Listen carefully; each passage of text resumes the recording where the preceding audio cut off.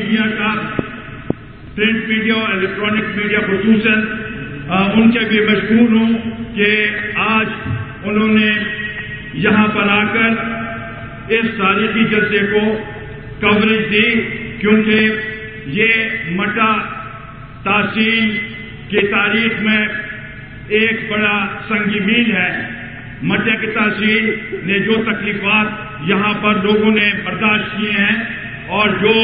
یہاں پر جو مسئلہ جو انتہا پسندی اور اس کی وجہ سے جو لوگوں کو مشکلات تھی، اس کا مرکز یہی مٹا سب ڈویژن تھا۔ آج وہاں پر یہ جلسہ یہ تاریخی جلسہ اس بات کی نشاندہی کرتا ہے کہ لوگوں نے جوگ در جوگ آ کر اس جلسے میں شرکت کی اور ہماری حوصلہ افزائی کی۔ ہم ان کے مشکور ہیں کیونکہ انہوں نے قربانی دی ہے اور ہم ان کو سلام پیش کرتے ہیں کہ انہوں نے اس قوم کے لیے، پختون قوم کے لیے، اس صوبے کے لیے، پاکستان کے لیے قربانی دی ہے۔ یہ سب محب وطن لوگ ہیں اور انشاءاللہ تعالی پاکستان کے لیے یہ ہر قسم کی قربانی دینے کے لیے تیار ہیں۔ لیکن ساتھ ہی ساتھ میں یہ بھی کہنا چاہوں گا کہ ہمیں خاص کر حکومت کو ان کا یہ فرض بنتا ہے۔ زرداری صاحب تو ہر ایک جگہ یہ کہتے ہیں کہ یہ وار آن ٹیرر، دہشت گردی کی وجہ سے پاکستان کو $70 بلین کا نقصان ہوا ہے، شاید اس سے زیادہ ہوا ہو، لیکن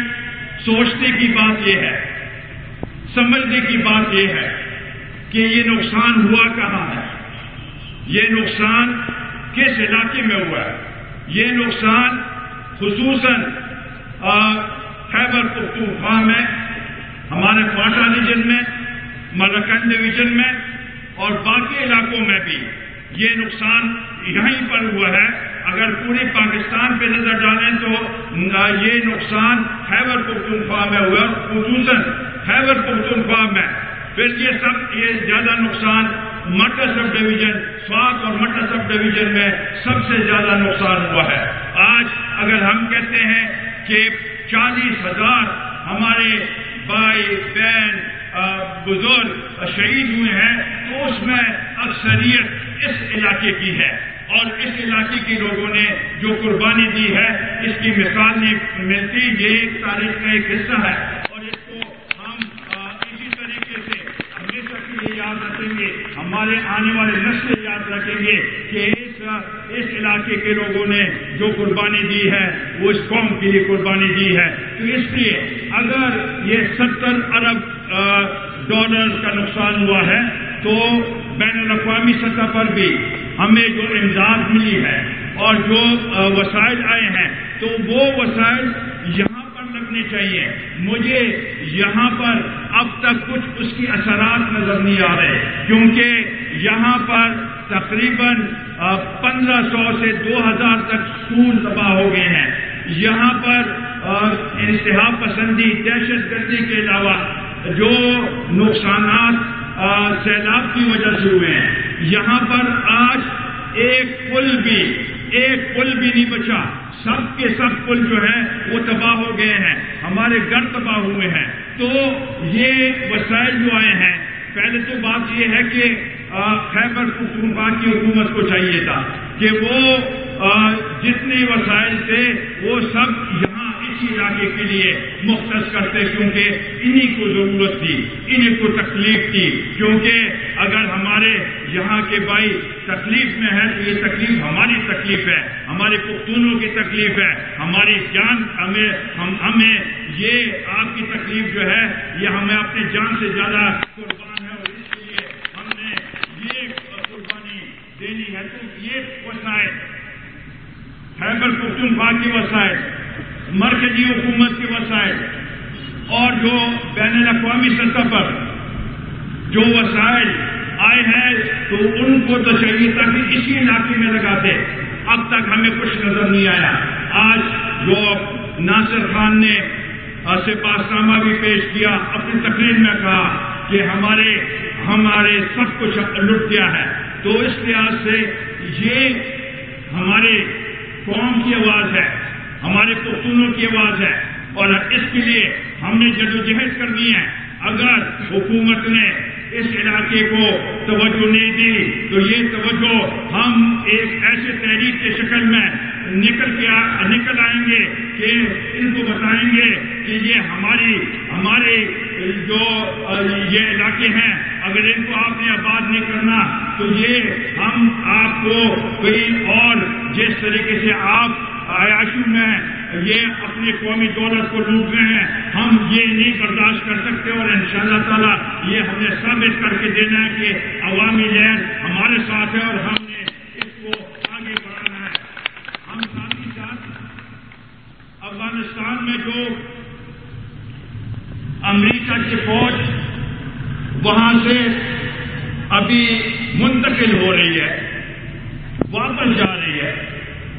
ان حالات میں انہوں نے جو صورتحال پیدا کی ہے، جب یہاں پر آپریشن ہو رہے تھے تو امریکہ کے ترجمان اور امریکہ کے لیڈر بڑے کہتے تھے کہ یہ بڑا اچھا کام ہو رہا ہے اور یہاں پر آپریشن ہو رہے ہیں، لیکن اب یہ جو تکلیفات ہم پہ ہیں تو انہوں نے ہمیں اس کے سلے میں کیا دیا؟ سلالہ میں ہمارے فوجیوں کو نشانہ بنایا، کابل میں امریکی فوجیوں نے قرآن شریف کی بے حرمتی کی۔ یہ بات افغانستان تک محدود نہیں ہے، یہ پوری اسلامی دنیا تک اس کے اثرات ہیں، اور ہم سب کو دکھ ہے کہ آپ ایک طرف تو کہتے ہیں کہ جی ہم یہاں پر امن قائم کرنے آئے ہیں، دوسری طرف آپ قرآن شریف کی بے حرمتی کرتے ہیں، یہ ہمیں قابل قبول نہیں ہے، اور اس کے لیے ہر مسلمان بچہ بوڑھا سب نکل کے اس کے لیے ہم نے جدوجہد کرنی ہے، کیونکہ ہم یہ نہیں برداشت کر سکتے جس طریقے سے انہوں نے قرآن شریف کی بے حرمتی کی ہے۔ آپ کو تو چاہیے تھا کہ یہاں پر جو نقصانات ہوئے ہیں اس وقت تو آپ بڑے ہمدردی جتاتے تھے، آج کیا وجہ ہے کہ آپ ہمارا اس علاقے کی جو صورتحال ہے اس کے اوپر توجہ ہی نہیں دے رہے؟ آج ہم بے یار و مددگار ہیں، آج ہماری مرکزی اور صوبائی حکومت بھی ہمیں اس علاقے کو توجہ نہیں دے رہی۔ وزیر اعظم بلوچستان کی بات کرتے ہیں، بلا شک بلوچستان میں اپنا ایک مسئلہ ہے، لیکن ساتھ ہی ساتھ اگر اس علاقے خاص کر خیبر پختونخوا نے جو قربانیاں دی ہیں اور جو یہاں پر خون بہا ہے، اس کا اعتراف صرف اس الفاظی اس تک نہیں، یہاں پر اس کا ترجمانی اس لحاظ سے